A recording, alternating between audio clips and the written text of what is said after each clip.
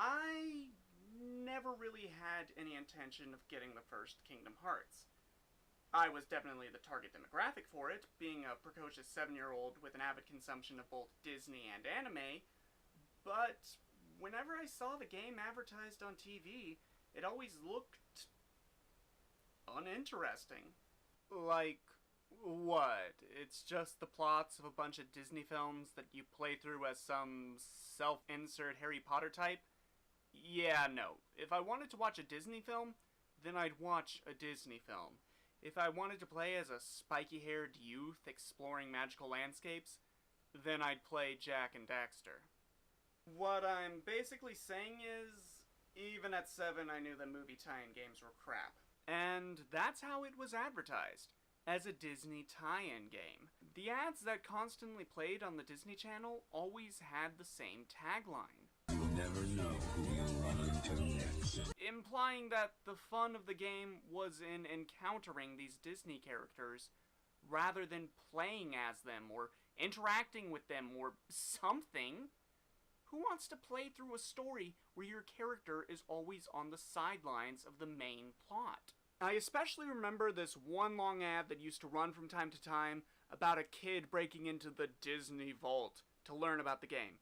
P.S. This kid is Haley Joel Osment, voice of Sora. Whoa! Wait until everybody sees this. Okay, now what happens if I do this? Hello. What would you like to know? Whoa! What's the deal with Kingdom Hearts? Kingdom Hearts is the first video game of its kind. The project brings together the leaders in animated entertainment and advanced video game development. Gamers must battle through 10 worlds with over 100 different characters. From movies such as Nightmare Before Christmas, Aladdin, Alice in Wonderland, The Lion King, Hercules. I get it. It's like you're controlling the movies. You see? Right there! It's like you're controlling the movies. It's a movie tie-in game! Pack it in, people! Nothing good can come of this. So, how did I finally get the game after writing it off? It was on sale at Target about a year later.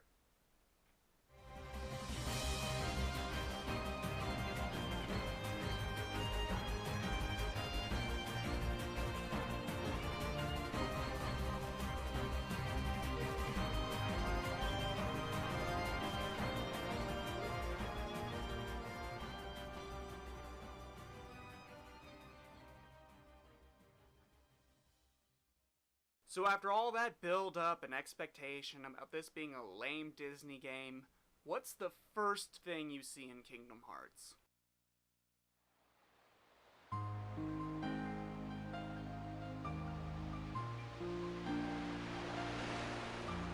A somber piano melody played against the sounds of the surf, while a young boy looks out at the ocean. I remember reaching this title screen and having all notions of this being a cheap tie-in game dashed as this unexplainable lump of sadness built up in my stomach. This theme, by the way, is known as Dearly Beloved. It's been used as the title theme for just about every Kingdom Hearts game, in some updated form or another. But the first will always be the best for capturing the exact feeling of melancholy in music form. So you finally start the game, select your difficulty level and rumble settings, and prepare for... you're not really sure anymore.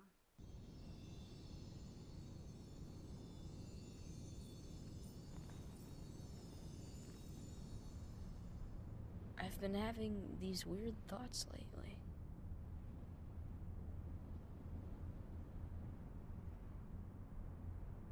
Like, is any of this for real? Or not?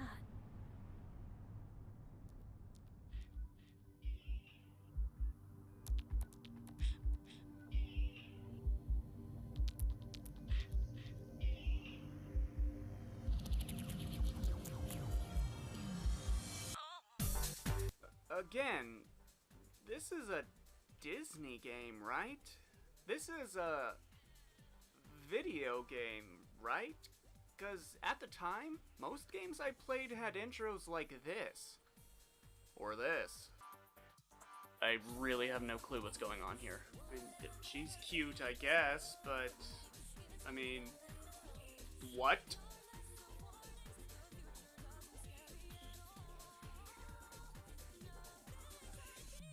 Does this song have anything to do with what we're seeing?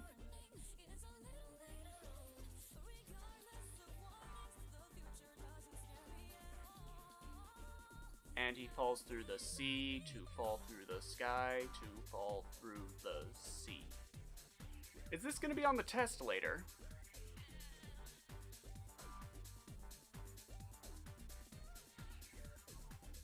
Down to Cthulhu's house in Ryley, I guess.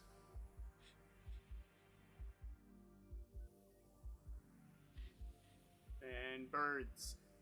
A lot of birds. Suddenly it becomes a John Woo film.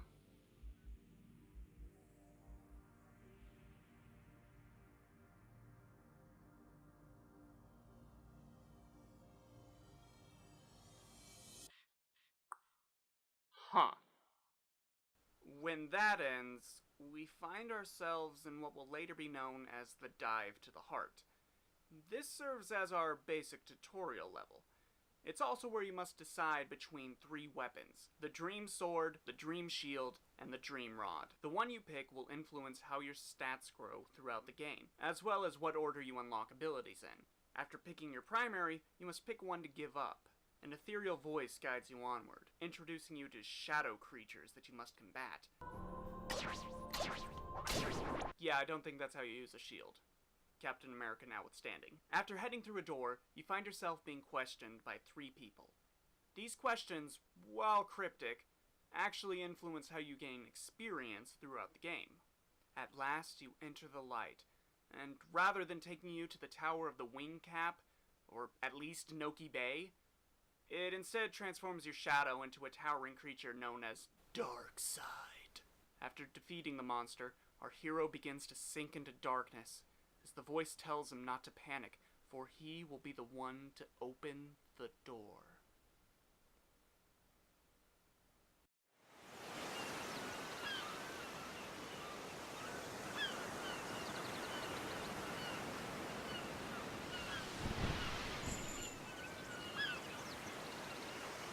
Oh! It was all a dream. Or was it? It's here that we're finally introduced to our main character, Sora. He's a doof. But that's okay because his friends like him. Those friends in question are Kairi, a girl with no memory of her past, and Riku, the cool one. Look at him. He wears 2 pairs of pants just to prove that he can pull the look off. And he does. The 3 of them live on Destiny Islands, but are seeking to build a raft so that they can sail away to other worlds. They're 13!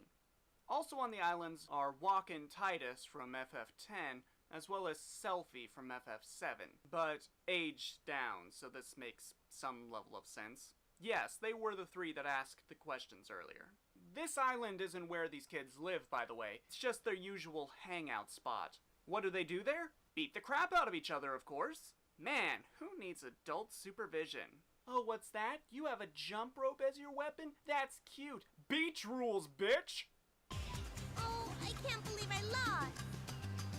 You can also pick fights with Riku, who's busy chilling on this misshapen tree, likely eating his animal-style In-N-Out burger, 'cause he's so cool. Alright, Riku, you and me. I'm not the gangly 7-year-old I used to be. In that time, I've played countless games and vanquished foes much harder than you. Ah! Oh! Ah! Oh! Oh, no! No, no, no, don't kick me!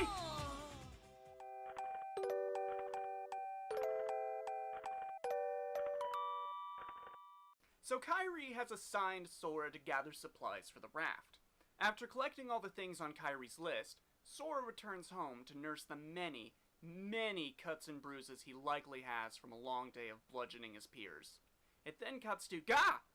Disney characters? In this game? Yes, this is Disney Castle, where Donald Duck serves as court magician. Okay. He's in a panic because the king of the castle has vanished. He finds the captain of the guard, Goofy, napping in some flowers. Not a very good guard then. Donald relays that the king left behind a note for their eyes only. Back on Destiny Islands, Gah! Hey, Sora. Have you heard about the legendary power of the Pt.2 fruit? They say if you share it with someone you really care for, it binds you together forever and ever, through eternity. It's so romantic. Yeah, I guess if you're into eternal bonds brought on by fruit. Anyway, Sora and Riku are deciding on the name for the boat. I guess Kairi has no say in this. Riku proposes on a race to decide, but moments before starting, he pulls this baloney. If I win, I'm captain. And if you win... I get to share the Palpu with Kairi. Huh? Deal? The winner gets to share a Palpu with Kairi. Wait a minute. Okay, on my count. Alright, Riku, I may have lost the fight, but I won't lose the race. My boat name and potential romance with Kairi are on the line. No! No! No!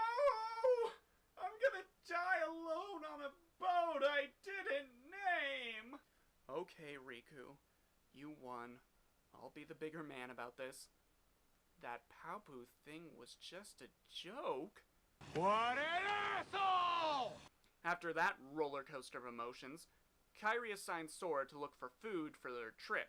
During his travels, he enters a mysterious cave that has a doubly mysterious door. No time for that, though. Sora has to reminisce.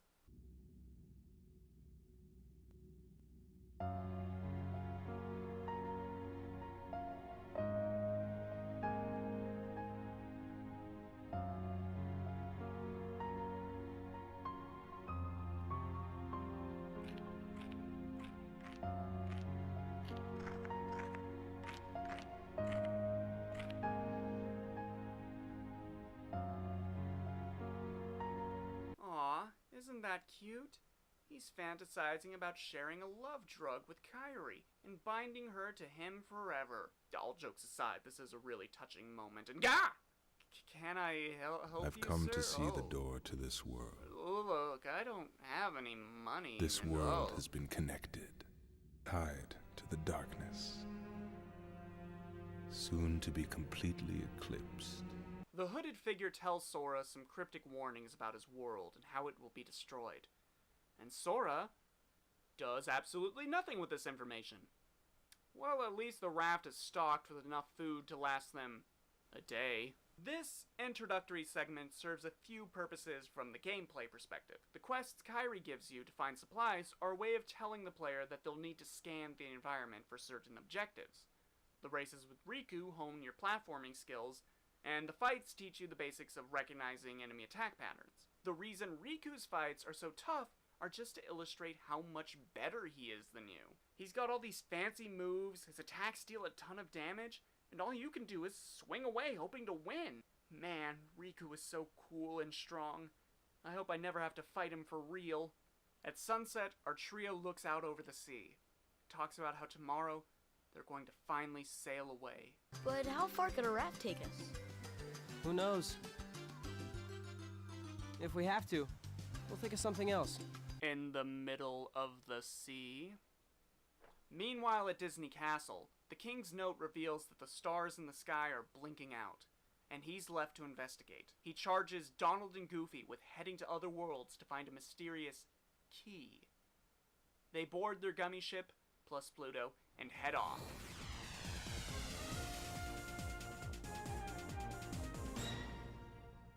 Back on Destiny Islands... Sora! Dinner's ready! Come on down! Sora? A moment of silence for the only acknowledgement in the entire series that Sora has parents. And that his mom is clearly the same one from Dexter's Laboratory. Okay, so there's a storm brewing, and that's happening. And rather than stay in the safety of home with the hot meal his mother made, Sora decides to make sure that the raft is safe. Sora's not good with priorities. On the island, he encounters the same shadow creatures from his vision, but joke's on him, toy swords are not a substitute for dream shields. Sora finds Riku, but unfortunately for him, Riku's come down with a bad case of the foreboding. The door. is opened. What? The door is open, Sora. Once we step through, we might not be able to come back. We may never see our parents again. There's no turning back. But this may be our only chance. We can't let fear stop us. I'm not afraid of the darkness.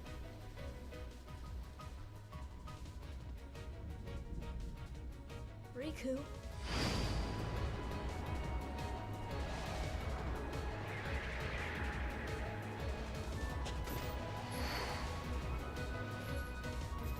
As Sora sinks deeper and deeper into the darkness, a flash of light frees him. He is now wielding the Keyblade, allowing him to finally fight back against the shadows. With the Keyblade, he can open the door to the cave where he finds Kairi, who promptly does this. Sora.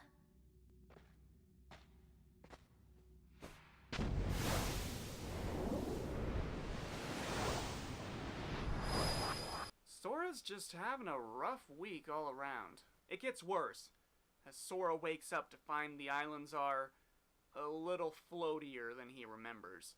Also, Darkseid is here. After vanquishing him, Sora is sucked away into the unknown, his friends gone, and his home destroyed. This is a Disney game, right?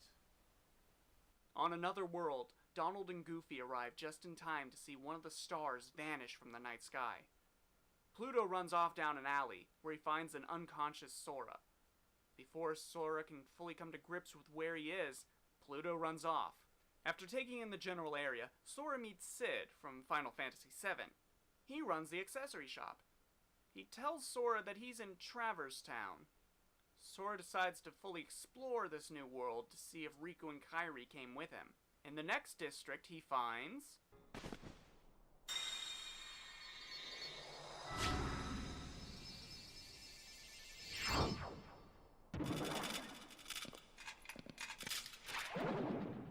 This kid is gonna have the PTSD of a nom-vet. After exploring enough of the town, which basically amounts to walk into every building and then come back to Sid, Sora meets this friendly fellow. They'll come at you out of nowhere. Who are you? And they'll keep on coming at you, as long as you continue to wield the Keyblade. But why? Why would it choose a kid like you? Hey, what's that supposed to mean? Never mind. Now, let's see that Keyblade. Ah! Bad touch! There's no way you're getting this! Alright, then have it your way. I want to make it clear that I have never played a Final Fantasy game. In fact, Kingdom Hearts is my main exposure to that series, so I didn't see this guy as Squall Leonhardt, hero of Final Fantasy VIII. I saw him as a guy with a literal gun sword out to kill me. You can either lose to the Ruby Reject, or beat him. Either way, the plot advances as his cohort Yuffie, who looks like Cat from Gunner Creek Court, arrives to stop Leon from fully killing Sora. They hide Sora away so that the monsters will stop pursuing him. Meanwhile, Aerith, from Final Fantasy VII, finds Donald and Goofy. The two parties begin to dump lore on our heroes. The shadow creatures are known as Heartless, malicious creatures that feed on the darkness in the hearts of others. But they can be vanquished by the Keyblade, which Sora is the chosen master of. The FF trio revealed that there was a wise man named Ansem, who was doing research on the Heartless, but his research has been lost to the darkness. Goofy deduces that this must be what the missing king was after. The party gets crashed by Heartless. Go! And the groups reconvene in Traverse Town's 3rd district, where Sora is finally united with Donald and Goofy. Sora agrees to travel with Donald and Goofy to other worlds, so long as he can look for Riku and Kairi while he's at it. Of course! Are you sure? Who knows? But we need him to come with us to help us find the kid. Just one last matter of business. You can't come along looking like that. Understand? Oh? No frowning, no sad face, okay? Yeah, you gotta look funny, like us. Yup. Whoa. Whisper runs on happy faces. Like literally? Because that would not surprise me. Well, you heard him, Sora. You have to make a funny face. That's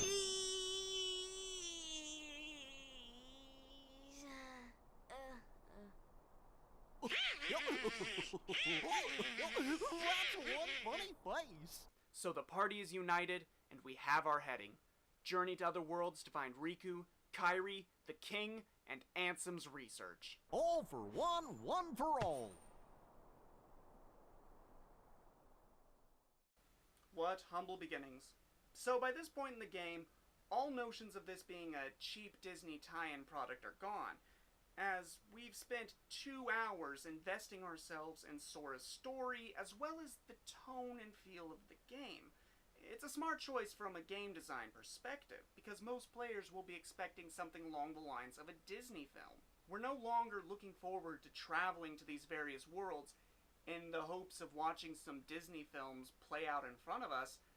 We want to go to these worlds to find our friends, who we've taken the time to really know and care for. It's a tactic we'll see later used in Kingdom Hearts 2, but for now, 7-year-old me and current me are really happy we never passed up on this game.